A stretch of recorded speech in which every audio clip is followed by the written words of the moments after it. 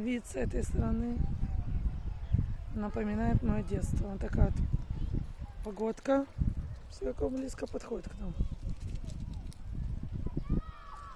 Ветерочек, гуси, утки, камыши, рыбка, легкий ветерочек. Там вон с той стороны вообще кувшинки еще есть.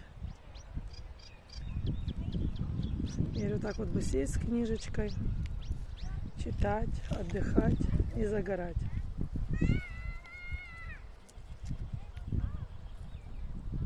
Интересно, водичка не будет запивать опропа? Они с этого озера пьют воду? Я думаю, что да. Пивом они не хотят запить.